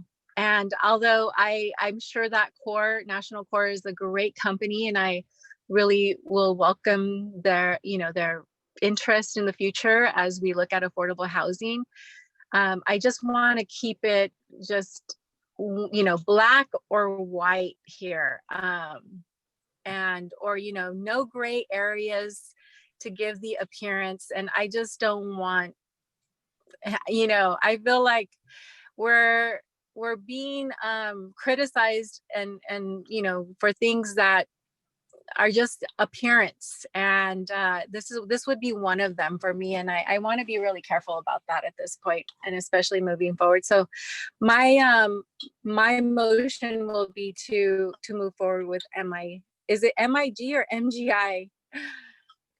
Let's see. It's, if I I might, think it's MIG. Sorry, I don't have. Yeah, if I MIG. might, One Mr. second. Yeah, if yes, I'm- go ahead. If I might, Mr. Mayor, if we have talked to MIG, they are able to pursue the work. This is a very busy time for these planning firms and this kinds of document preparation. So we wanted to make sure MIG can pursue the work. The cost is very similar. But if possible, and I'm not sure if legal counsel can weigh in, it would be very good if counsel could direct us, if they wish to pursue the contract with MIG, direct the city manager, legal counsel to effectuate the agreement, and get it, move forward with the project. Because to come back in 2 weeks, we really are under a tight time frame to get this project moving forward, if that's possible. Thank you. All right, so at this point, there's a motion on the table by Councilmember Monica Garcia to contract out with MIG. I'll go ahead and second. Any objections? Objections. I just feel we're not being transparent again. MIG is a company we've used before. To me, that does not look like we're being transparent. We need to give other opportunities for other consulting services and developers that have not been contracted before, because we have been accused of picking the same consultants and the same developers, and here we are doing it again with MIG. I'm not familiar with MIG. I know I've seen what the developer court has done, but again, we don't have to have it developed. Again, I'm objecting to that. So there's one objection. At this point, we'll have Madam City Clerk, Ms. Gina Mayala, take roll call. This is for MIG. Councilwoman Monica Garcia, Yes. Mayor Manuel Lozano, Yes. Mayor Pro Tem Paul Hernandez, Yes. Councilwoman Alejandra Avila, No. All right, the motion passes 4-1. 3-1. 3-1, excuse me. All right, so at this point, we'll go on to the next item that we have on the agenda, and that's the reports of officers, the consideration to make an appointment to fill a vacant city council seat. It is recommended that the city council, one, discuss and take action as deemed appropriate to nominate individuals and appoint an individual to fill in the vacant city council seat, and two, read by title only and approve ordinance number 1454 entitled an ordinance of the city council of the city of Baldwin Park. All right, so at this point, council members, discussion. I know that we've had a multitude, I believe that total of 20 different applicants, residents that want to be involved in the political aspect of the city. And it's important, of course. So this particular seat, whomever is appointed will have to run in November. So that's about, so that is the what would occur if we were to take a action on this subject. So at this point, council members have any questions? Yes, Mr. Mayor. No, if I may. Something. Yes, go ahead, Vice Mayor. Thank you. I just first and foremost, I want to thank all the applicants for taking their time to submit, their statement of interest along with the supporting documents. I am very proud to have read and also to have talked to many of these individuals over the course of the last couple of days to understand, their why. It brings me great pride to know that we have many excellent candidates, that have applied. This decision obviously is not going to be an easy decision, but as I've stated in the past, I have also gone through this similar process with the Valley County Water District. Bring the phone, please. So I have been, thank you. So I've gone through this process where I also submitted for a vacant position. I was not selected at the time, but I did decide, a few months, approximately 8 months later that, I ran for that seat and ultimately I won. The school board also has gone through a similar process in just their last election in 2018, in which, the person that the school board appointed did not win their seat in November of 2018. So again, in regards to any type of fears or concerns that, whoever gets appointed tonight, if we do that, that they're, they will essentially win in November. That is not the case whatsoever, as history has shown us in the last couple of elections here in Baldwin Park. So with that, like I said, I just wanted to thank everyone first and foremost as we go through this, dialogue and process, because again, there are many great applicants, and unfortunately, there's only one seat available. But again, just want to say thank you again. Appreciate it. All right, thank you. All right, so at this point, I'll go ahead and make a motion for the current. May I? Yes, go ahead. Go ahead. I want to thank all the applicants. There was quite a few applicants and everybody well qualified. And I think they have the passion to be part of city council. I think for many years, a lot of these people are very young and they want to make a difference in the city of Baldwin Park. They're very passionate about seeing our city move forward. I also listened to all of their comments and grievances of who should be elected and who should not be elected. And I think we need to be transparent and be guided by the wishes of the people. These are the people that will be voting in November. And I do understand, and I'm sure those that submitted their names understand that if they do run in November, it doesn't necessarily mean they will win the seat. However, they're looking forward to being nominated and possibly being selected to be part of city council. And with that being said, there's a lot to pick from, and there's a lot of people definitely with a lot of qualities to be in city council. I'm nobody to say why are you qualified to be in city council, because I personally feel it takes a heart and determination to be in city council. You don't necessarily need to know about law, but you need to know about right and wrong. And you need to know about what your community needs. The learning about the law and learning about the process, that can come later. So with that, I would like to nominate Danny Damien to take the city council to fill it until November. Thank you. All right, so there is a motion on the floor to nominate Mr. Danny Damien. Is there a second? Okay, the motion dies for lack of a second. I'll go ahead and make a motion to nominate Ms. Jean M. Ayala for the seat. That is my motion. Is there a second? Second. Second, any objections? Objection, and there's nothing against Ms. Jean Ayala, but we have to listen to our community, Mayor. There's a lot of things being said and we're not listening. So you need to take that into consideration. And Jean, I like you and I get along with you, and it has nothing to do with you. We just need to listen to the people. All righty. So at this point, Madam City Clerk will take roll call. Mayor Lozano, Yes. Mayor Pro Tem Paul Hernandez, Yes. Councilmember Alejandra Avila, No. Councilmember Monica Garcia, Yes. All right, the motion passes 3-1. So Ms. Jean M. Ayala will transition from the city clerk position over to council member City of Baldwin Park. So congratulations in that area. So I guess we'll do should I go ahead and do the, I guess, legal counsel, do I go ahead and swear her in? Mayor, that would be your discretion. The staff report made that recommendation that they be sworn in tonight. I don't have the hold on. I don't even have the swearing in stuff. Hold on real quick. Let me go. Is Okay. Hold on. Mayor, it's in the drawer, one of the drawers at No, I'm not. I'm upstairs. Let me have I think is Lulu still here? Could you please? Lulu may have it.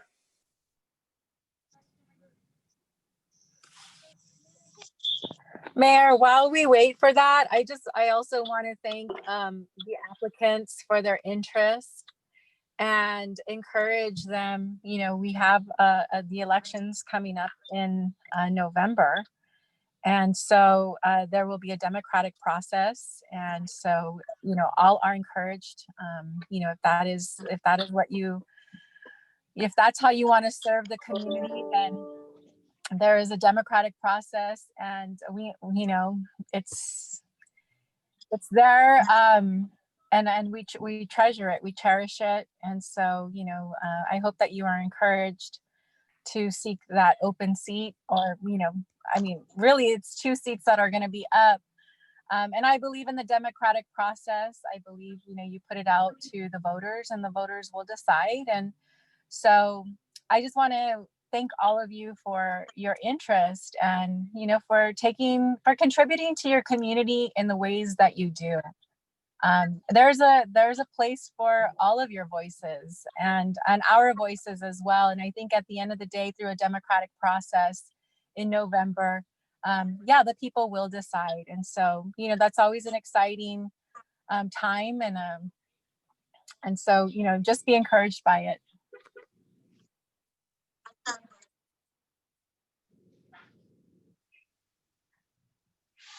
Mr. Mayor, since we have a little bit of time, there were some comments made regarding Government Code Section 1752. I didn't know if you wanted me to address that very, very briefly or not. Yes, Robert, please. Yes, I wanted to ask you about that. Thank you, Councilmember Garcia. That was brought to my attention prior to the meeting tonight. Government Code Section 1752 does not prohibit the selection of Jean Ayala, because she's a city clerk. Government Code Section 1752 prevents this body from nominating anyone that sits on this body to take that vacant seat. But because the city clerk is not part of the governing body, then Government Code Section 1752 would not apply in this instance. And city attorney, if I could add, correct me if I'm wrong, but she cannot hold both offices. So if she's selected for city council, she will need to resign the city clerk position. I have done this research before. It's called incompatible offices. And I have represented council members that also sat on other boards. So I do know about this, even though I didn't necessarily anticipate it. And that is correct, that because the offices are both incompatible, she could not hold those two offices at the same time. All right, very, very good. All right, so go ahead. I'm going to conduct the oath of office to her. So does she have to resign in a written notification? How does she need to resign? Yes. She hasn't resigned yet, Mayor. Oh, does she have to resign first? She does not have to resign in writing, but again, it is incompatible offices. She can't hold both at the same time. So yes, she would need to resign her city clerk position before she's sworn in. Okay, so at this point, do we have to, she's in front of me here, so you are hereby requested to resign from your position as a city clerk of Baldwin Park. That's fine, yes. All right, so she's acknowledged my statement. So City Clerk Ayala, is that Yes, correct? That you were asking to resign your city clerk position? Yes, I am. Thank you. Yes, it is. Thank you. Okay, all right, so at this point, let me close this. All right, so at this point, let's stand over here by the camera. This is yours now. We should do it sideways. We should do it sideways again. All right, so we should do it sideways. It'll capture it all. That's good. Yeah. Okay. Maybe it's gonna come. It's not gonna come out, but Oh, I see what you're saying. Yeah. Do you want me to? see, yeah, exactly. Hold on one moment, everyone. Lulu just walked in. Thank you, Lulu. All right, Lulu. Sit So, down, huh? hold on real quick.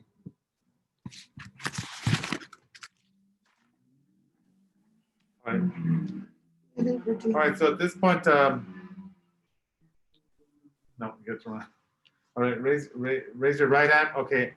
I state your name. I, Jean Ayala, Do solemnly swear do solemnly swear that I will support and defend that I will support and defend the Constitution of the United States the Constitution of the United States and the Constitution of the State of California and the Constitution of the State of California against all enemies, foreign and domestic, against all enemies, foreign and domestic, that I will bear true faith and allegiance that I will bear true faith and allegiance to the Constitution of the State of California, to the Constitution of the State of California, that I take this obligation freely that I take this obligation freely without any mental reservation without any mental reservation or purpose of evasion, or purpose of evasion, and that I will well and faithfully discharge and that I will well and faithfully discharge the duties the duties upon which I am about to enter. upon which I'm about to enter. Congratulations. Thank you. Thank you, Mayor. Thank you. Thank you. Thank you, Lulu. Thank you, Ms. Lulu, Thank our you. Deputy City Clerk. Mayor, Congrats. if I could, Mayor, so this opens up the city clerk position, which will need to be put on the ballot in November. I've just, I had Lulu prepare and we just sent out to your emails. I shared on the screen. We'd like the council to add an item onto the agenda tonight to amend the election in November to open up the city clerk position to be voted on in November. You still have 60 days to appoint someone, but they can only serve until November. If we're not able to pass this and turn it on to the county before July 6th, we will have to have a special election, which could cost the city $100,000 to $200,000. So I would recommend that we vote to add this on tonight and amend the election resolution to include the city clerk in November 2020 election. Which will allow us to also possibly consider appointing, am I correct? You still have 60 days to appoint someone, and we can bring that back at a later time, but however, they will only serve until the election in November 2020. Staff has that resolution. We could put it on the screen if you wish. I also emailed it out just a couple minutes ago to everybody. So, yeah, the city attorney can comment, but we would need to first have a vote to add this to the item as an emergency item that came up after the posting of agenda, and we would need to vote on the item. That is correct. You would have to bring this on as an urgency item. It would require 4 votes, Mr. Mayor. Thank How you. is it that that was already ready? What's that? How is it that that document was already ready? Hold on, hold on, one moment. Okay, who's speaking? It's Alejandra. I said, how is it that this document was ready for filling the position of city clerk? I can answer that question. I had the deputy city clerk prepare this just in case. I know that Gina Alla was an applicant and there's a chance that she could be appointed. And I did think it was prudent to have something ready and be prepared just in case, because I would hate to see the city pay upwards of $100,000 to $200,000 for a special election. With all due respect to Ms. Ayala, but we knew that's how it was going to be voted when it was said that we were going to put it out for people to apply. Thank you. That's very shameful, council member, to be saying things like that.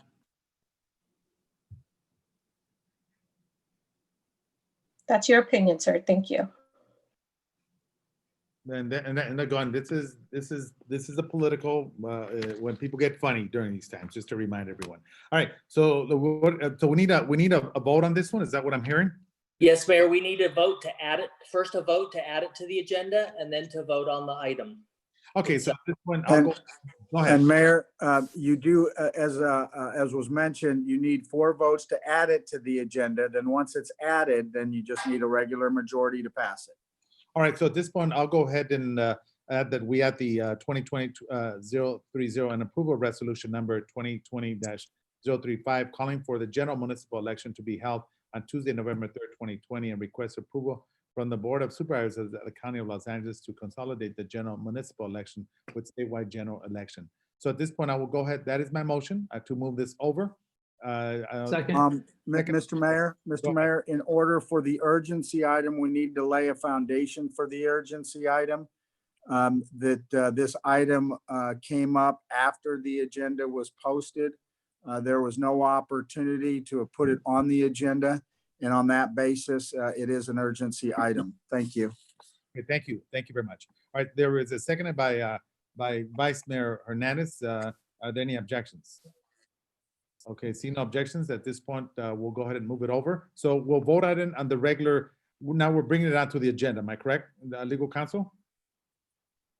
Yes, Mr. Mayor, you've added it to the agenda on a 5-0 vote. So it's now an agenda item. You place it where you wish on the agenda, and then you'll take it up as a Hold on, you broke up, legal counsel. Go ahead, repeat it. regular agenda item. Yes, Mr. Mayor, so you have now placed it on the agenda. So you put it wherever you want on the agenda, and you'll take it up as a regular agenda item. All right, so let's go ahead and just put it at the end here. We have well, actually, that is that the only thing that we have left, right? Or item 6? No. Sorry about that. Ridiculous. That I guess. Yes, Mayor, we have item 6, which are the vacancies, the appointments to. Bring that back. Can we bring it back to the meeting, please? Sure. All right. So at this point, we'll come back. Legal counsel, am I following right? So now I'm gonna go and open the item, the actual rescind resolution as an item on the agenda. Am I correct? Yes, Mr. Mayor, it sounds like you have now identified it as item number 7 on your agenda. Is that correct? That is correct. Yes, sir. Okay, so you would take it up as item number 7 as you normally would. All right. So at this point, it is recommended that the city council rescind resolution. Am I correct? Hold on, they're moving it up on me. Am I reading the background here? Because it got moved up there. Whoever's moving that. We were prepared for this. Okay, here we go. So rescind resolution 2020-030 and adopt resolution number 2020-035 entitled Resolution of the City Council of the City of Baldwin Park requesting the Board of Supervisors of the County of Los Angeles to order the consolidation of the general municipal election to be held on November 3rd, 2020, with the statewide general election to be held in the County of Los Angeles the same day, and authorize the Board of Supervisors of the County of Los Angeles to canvass and return of said general municipal election, and request that the registrars, recorders, county clerk, and of said county be permitted to rescind election services to the City of Baldwin Park relating to the conduct of the said general municipal election pursuant to California Election Code Section 10403 and Government Code Section 36512. And 3, authorize the Director of Finance to approve any budget amendment should they be necessary. That is my motion. Is there a second? Second. Second by Vice Mayor. Any objections? All righty, seeing no objections at this point, we'll move forward. All right. Okay, so we at this point. All right, so at this point, council members, before we close up the city council? Let me, I just want to add, before we end here, and then we talked about earlier, Captain Hoffer, I know that we have amended your policies regarding the not using the chokehold. Has that been already changed out in your protocol, your policies and procedures of the department? Mr. Mayor, I issued a general order that temporarily bans the use of the carotid control restraint technique until further notice. We're watching Assembly Bill 1196 at the state level, which is going to regulate the control hold at the state level. And I think it's probably best for us to follow the state model once it comes out. And in the meantime, the use is banned completely at our station. All right. So, and that is in written form for all the officers, am I correct? Yes, sir. It came out in the form of a general order that I distributed across the department. Okay. All righty. And then continuing, can we get the following meeting, the number of complaints that have been filed against officers? I'd like to take a look at the data that you have, the number of complaints that files and follow-ups and so on and so forth. I'd like to see that. I'd like to see if we could get that data to the city council. Yes, sir. Over what time period? Just a time period for the past 2 years. Okay, will do.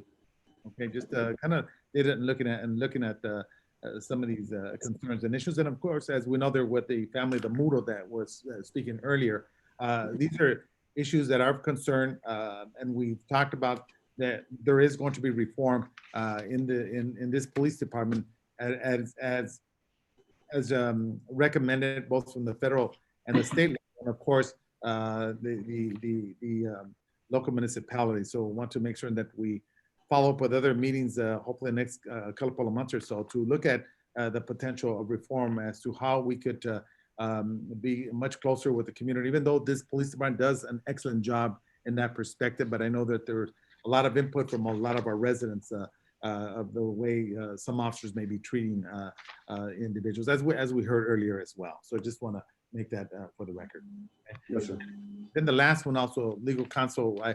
We could also bring some of the well, I guess to the acting captain or of our legal counsel, some of the complaints or some of the officers that are, if we have any on administrative leave, what cases are those as a follow-up for the following meeting as well? That will be shared in closed session. Yes, sir. Alrighty. Okay, council members have. Yes, sir. Mr. Mayor? Yes, yeah, Vice Mayor. Yes, Hernandez. Thank you. Yes. I'd like to ask our captain and the rest of the police department, along with Shannon, if you can please provide the 2019 crime stats and also the year-to-date crime stats for this current year. I know we did ask our chief to do that back in January, then we had COVID. But I like, if you can please provide that report and also walk us through what the crime stat numbers are. Thank you. In addition, I'd also like to ask staff if they can provide a roadmap report back on a program to assist individuals that have been unemployed, as a result of the COVID-19 economic impact. If there's, what type of a financial assistance program can we look at and perhaps be ready should there be any grant funding or other available funds to help our community. Thank you. Both those reports, if we can do the residential assistance program, within the next 45 days, that'd be fine. And Captain Hofford, if we can do the crime stat reports, perhaps if available at the next council meeting, if not at the end of July or early August, please. Thank you. Yes, sir. I'll have it ready at the next meeting. Mayor? Go ahead. Yes. Yes, I want to thank Captain Hubbard. I know he's been working a lot and he's been stepped up to the plate and he's been providing a lot of information. He's doing the work of the chief and just keeping our police department together. And I just want to thank him because I know it's a tough situation and I want you to know that we will work this, and the goal is What about to report out as well as our community. afterward? So if we can remain transparent so our community can understand our department and just be transparent with the budget and everything that's going on.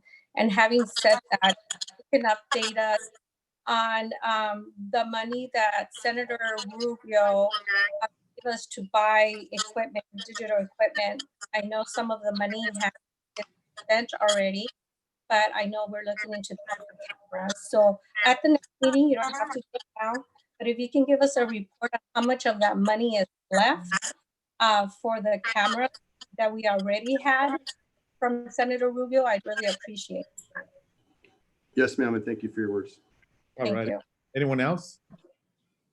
Well, okay, real quick, Shannon, let me clarify something that you mentioned. So if it is possible to consider to appoint someone to the current city clerk position, you're saying the council has 60 days to consider? That's correct. You can appoint someone from 60 days and they will serve until November election of 2020. Okay, that's fine. All right, at this point, we're going to go back into closed session. Unless council members have anything to share before we close this. Mayor, Oh, yes. Sorry about that. Yes, council member Gina Ayala. thank you. I just want to, thank you, Mayor. I just want to take this opportunity to thank my council colleagues who showed support of me in making this move. And I look forward to, as I always have, putting our city first and working with all of our great staff here. So I just want to thank everybody for our continued work, and we're going to move forward. So thanks so much. And Mayor, the login for the closed session will be the same one that we used earlier today. And then we'll log into the 7 o'clock meeting to report out. All right, so at this point, I'll go ahead and move for adjournment of the city council. We're gonna go to closed session. That's Oh, my- we're not going to adjourn yet, Mayor, 'cause you got to come back out and close. Got it. All right, so we're gonna go and check out. We're gonna go to closed session. Thank you. All right. Thank you, Mayor. Thank you. Thank you.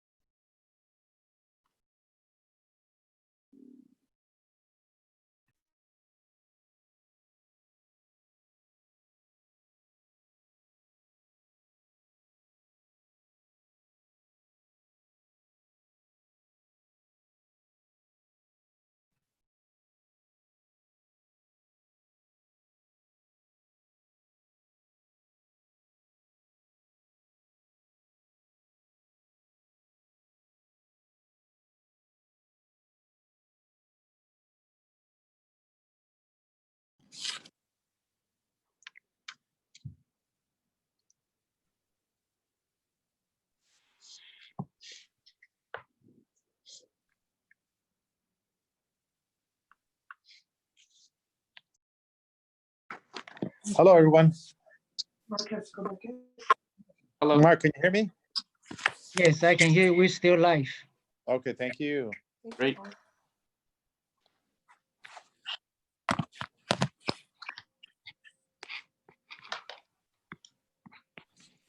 Alrighty, everyone there? I'm here, Mayor. All right, so at this point, I will report out on 3 different subjects. Everyone here, is everyone there? I guess we're waiting for everyone. Okay, legal counsel, you could hear me, right? I can, Mayor. All right, then we're waiting for everyone else to come on board. I'm here, Mayor. Okay, I'd thank like you. to have Jean, Mayor, yourself, Alejandra, and Paul. We're missing Monica, but you do have a quorum. All right, so at this point, I will go ahead and report out the first subject from our closed session is the approval. The vote was a 4-1 with 1 dissenting from Councilmember Alejandra Avila, and that is to appoint as an interim police chief at this point. Do I give the last name? Is that okay? Yes, Mayor. All right, to approve the appointment of Commander Lopez, former and retired LAPD commander.